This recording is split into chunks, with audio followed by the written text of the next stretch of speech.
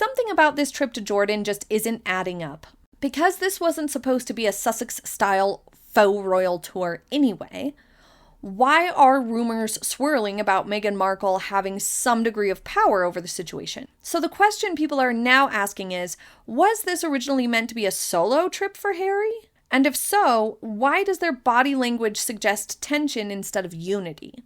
Today we're breaking down the theory that Meghan invited herself into a WHO-led engagement that may not have been designed for her at all. We're going to look at the evidence both for and against this situation, including Harry's noticeable shift in behavior, his refusal to hold her hand, Meghan's decision to cling tightly for photos and why this has backfired, the strange timing of this trip in relation to the Andrew scandal fallout, and the growing rumor that Meghan is feeling vindicated by the Andrew situation right now, and why. Because if this trip was about image control, it may have exposed something else entirely. Hi everybody, I'm Beebs Kelly. Welcome back to another video. Before we dive in, I'd like to invite you to subscribe, click the like, hype button, and comment below. And also a side note, I am still dealing with a pretty severe injury to my upper back, so I'm a little stiff, and that's also why this video is a little bit late, so I do apologize, but it still is very interesting and impactful to the Sussexes' image and their 2026 trajectory, and what we can expect coming up with this Australia trip we have to endure. So, clips like these of Meghan Markle reaching for Prince Harry's hand only to be ignored have been going viral online. Now, to be fair, he does hold her hands in some of the clips, but he noticeably rejects it in others. And during photo ops, she has regressed to clinging to his arm for dear life. Let's start with these clips that drew the attention. In multiple moments like this, you can see Meghan reaches for his hand and he doesn't take it. Sometimes he kind of just ignores it blatantly. Sometimes he pretends to be busy doing something else. Now, regardless of why he is doing that, because we can't say for sure, the optics matter more than the intent. When we see couples in the public eye and one partner is repeatedly initiating physical contact and the other doesn't reciprocate or even sort of, backs away, it's an imbalance, and of course it draws our attention. And what that causes people to notice or ask is, what message is this sending? Definitely misalignment, I would say, is probably the first thing that comes to mind, that they are on different pages here. Whether it's differing strategic choices that Meghan still thinks clinging onto each other constantly is like part of their image and strengthens their image, or situational, like it was just happened to happen this way, it wasn't on purpose, there was no intent behind it, or perhaps an emotional reason, like Harry being irritated with Meghan, for example. The bottom line is that it visually communicates that they are not on the same page. They're not in sync here. It also shifts Meghan into a pursuing role, or as a lot of people view it, controlling role. And this is something I've said for a long time about Meghan and Harry, that her constant pawing at him and putting her hand on his back and waist all the time looks like she's steering him, holding his hand all the time, or even demanding he hold her hand.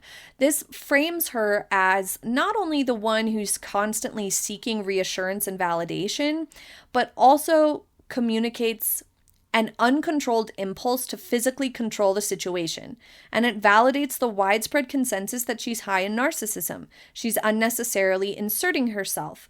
Physical attempts to steer, control, and dominate her spouse are viewed as a very toxic pattern by anyone who's dealt with people like that in real life, and it's really hard to view it any other way, because there's no real reason to be constantly pestering him in a physical manner, especially in these more professional situations. It also doesn't come across as natural PDA. When we see, for example, subtle moments of PDA between, say, Catherine and William, it comes across as very, very natural. It comes across as just a glimpse of what their natural dynamic is like that's slipped out in a professional setting. This feels more like a control situation for Meghan, either that she wants to control the way they're perceived or their image as like touchy-feely, or she's trying to actually physically control the situation or physically direct more attention towards herself. But it certainly makes this PDA feel unilateral. It's not mutual. It's always, or almost always, Meghan coordinating the hand-holding and the touching and the physical closeness is almost always controlled by, initiated, and done by Meghan Markle, not the other way around. And that changes the energy a lot. Some people have speculated that Harry is trying to revert to what he was raised with, which was minimal PDA at official engagements and keeping a more professional tone, which makes sense. The British royal family model is clear that professional settings are about the cause, not the couple, and that has served them well, and they're well liked. And maybe Harry is realizing that Meghan's version of things just isn't working. And if that's what he's attempting, that he's trying to regress back to that, either consciously or unconsciously, then Meghan continuing the overt physical contact actually clashes with the environment and makes her look like the weird one. It really makes her stand out, not in a powerful way, but in a negative way, in an out of place way.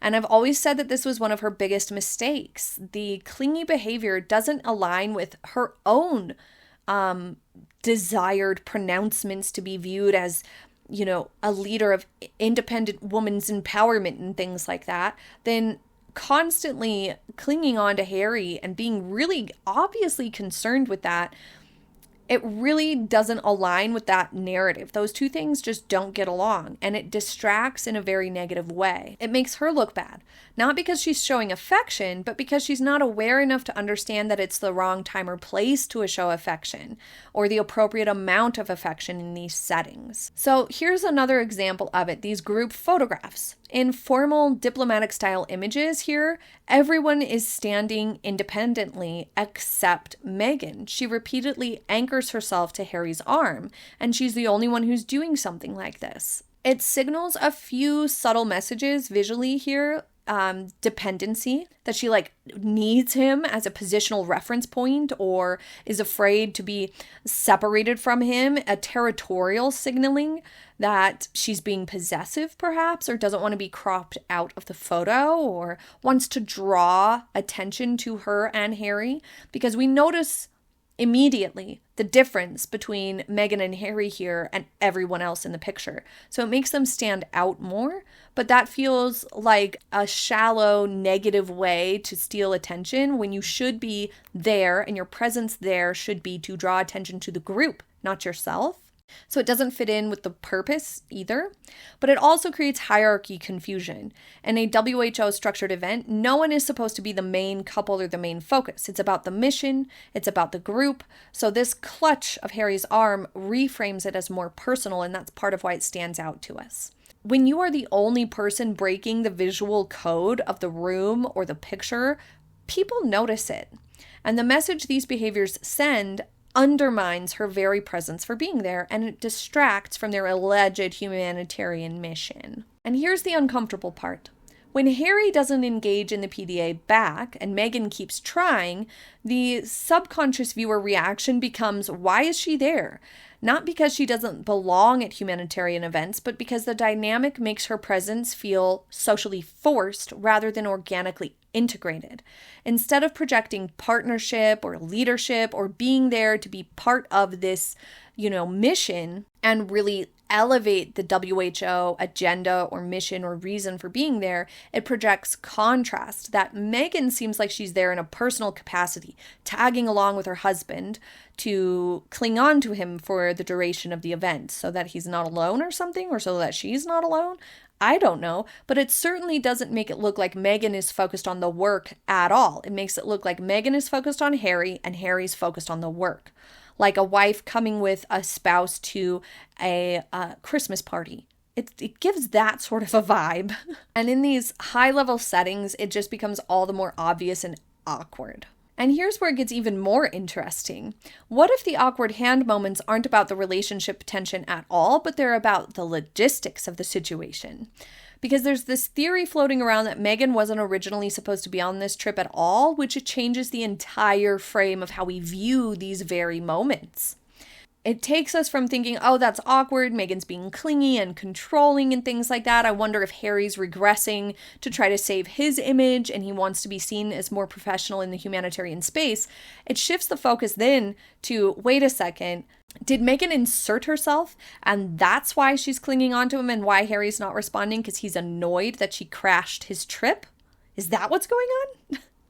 So this is a theory that was put out by royal commenters. So let's take a look at the evidence both for and against this theory, okay? First, we'll look at the argument for this theory. And there's actually a lot of evidence to support it. This trip was structured by the WHO, not the Sussex PR machine. So that could very well mean that they were after Harry, not necessarily both of them. Also, Harry is the one who, I believe, knew Dr. Tedros first. But the fact that this was organized by WHO, as we have said before, that alone makes it very different to Nigeria and Colombia. When Harry traveled to Ukraine last fall, he went alone, and there was no joint branding or couple optics involved. It was just mission-focused engagement. So some people think this Jordan trip may have been his next step in that pattern and been positioned in a similar way. As a Harry-centric humanitarian reset, as he desperately tries to claw back being seen as a humanitarian prince and being taken seriously in this space, which Meghan has completely ruined his image in this arena. I believe a huge reason why people don't take Harry seriously anymore in his humanitarian efforts is because of Meghan and her clinginess and her foolish antics, and trying to insert herself into every single event. But I also think Harry's pattern of oversharing and his overfocus on himself and his own problems and spare and stuff has done damage to his humanitarian image also. It's really hard to take somebody seriously after reading something like Spare. But regardless, if that's true, that the trip was meant to just be Harry, then Meghan's presence would obviously complicate that. Because Harry was raised inside the British royal family system and was a working royal more years than Meghan was, he understands that individual engagements build credibility. He understands, at least on some level, that solo humanitarian work can strengthen one's legitimacy. If he's trying to keep that reputation alive so he can continue to do those types of things, we've seen Harry doesn't really have much range.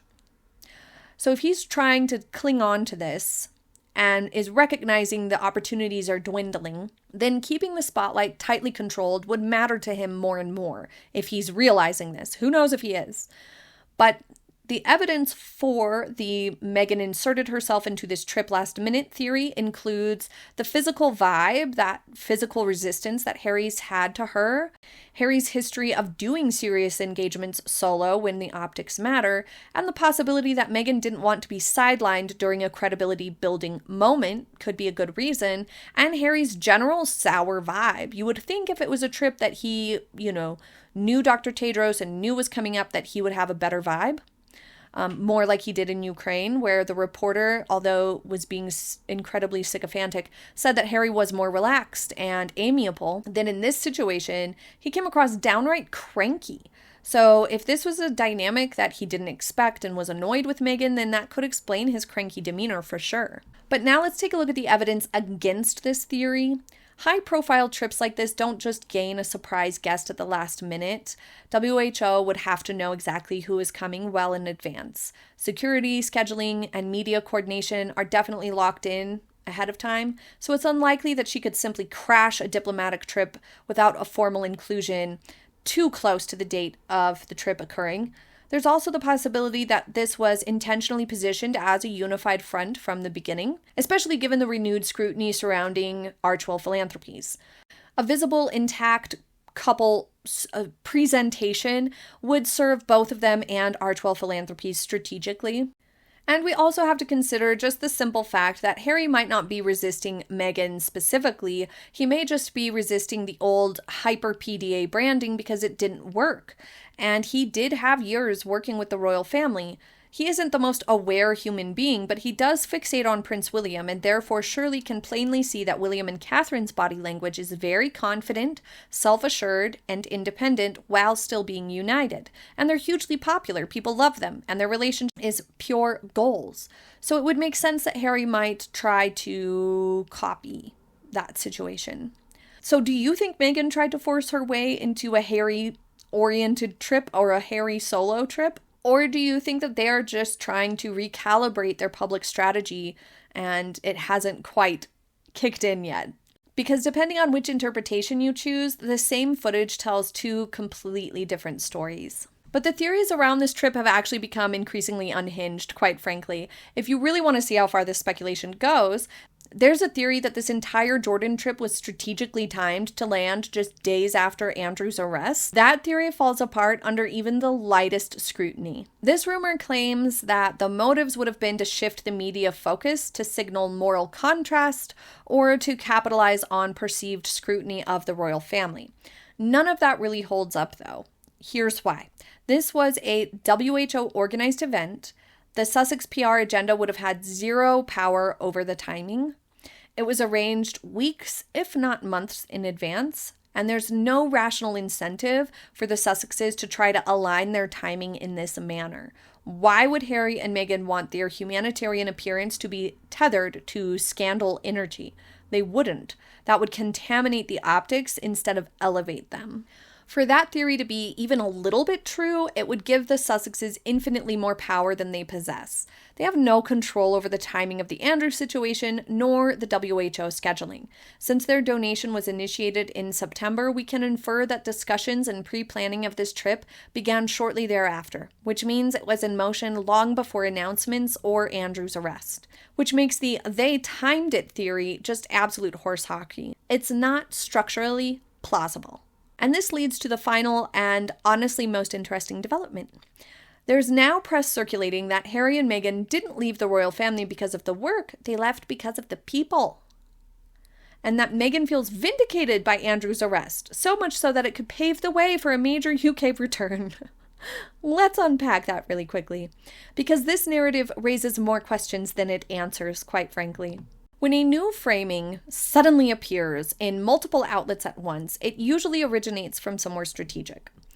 This "we loved the work, it was just the people" angle feels like imagery positioning, because it softens the exit story. It shifts the departure away from conflict with the institution and accusations of racism and media persecution or rejecting royal duty and traditions or conventions, and it reframes it as "we valued the service, we just couldn't coexist with certain individuals." That's a much safer re-entry narrative for their UK return, and importantly, it distances them from Andrew without requiring them to have ever publicly confronted him.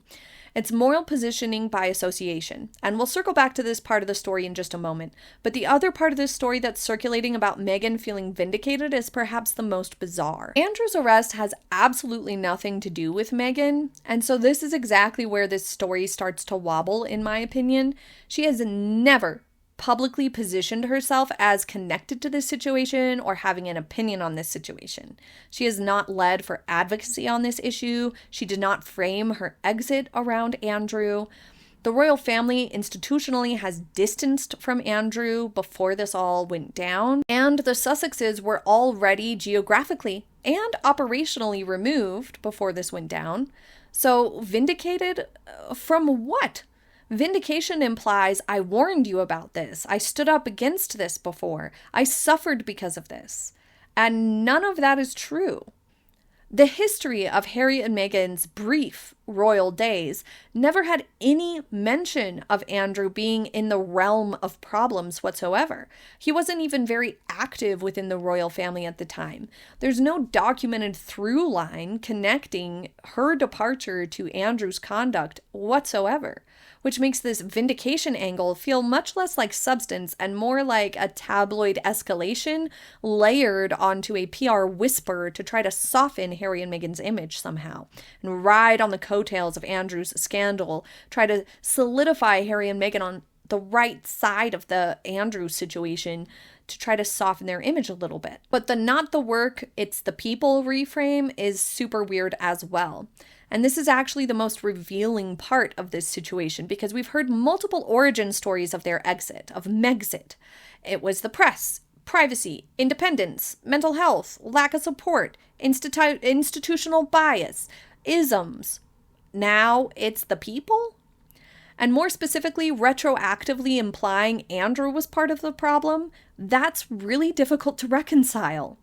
They were never publicly close to Andrew. They never cited him as a problem. They never once said they loved royal work but hated the internal personalities. They never said anything like this. In fact, they've never spoken positively about their time with the royal family at all. And I've always said this is one of their biggest mistakes when they left. To be in a position of such privilege and get to travel to wonderful places and meet people who are excited to see you and do interesting things and be in interesting places and history and all of that immense privilege, and they've never said anything positive about it, not about the structure, not about the purpose, not about the service. It's hard to believe and hard for the public to find that relatable or likable at all. The majority of the population would view the work that the Sussexes had when they were part of the royal family as an amazing job with so many perks, completely worth it. People save money their whole lives to take just one of the trips that Harry and Meghan took while they were working royals. So it was a huge mistake for Harry and Meghan to have never said anything positive about their time with the royal family at all. Just egregiously bad choice. But this new narrative here is trying to say, no, we did love the work, we just didn't like the people. Prove it. Because you've never said you liked the work. You never once said anything positive about the work. Never. So we can't believe this now, years later, that, oh yes, no, they did indeed like the work, because now they are trying to say that they did. No, that's absolute nonsense. This new narrative feels much less like a revelation and more like repositioning, trying to use this scandal to try to elevate or spin a new media manipulation. Because Harry and Meghan's story keeps changing, the audience keeps asking why. Why are you keep changing your story? Because consistency is what builds credibility, and shifting explanations only builds suspicion. So the real question isn't whether Meghan feels vindicated or why they left, it's why that word is suddenly being introduced at all. Leave your thoughts below. I would love to hear what you think. Thank you for joining me. I hope you have a happy day ahead, and I'll see you next time. Bye!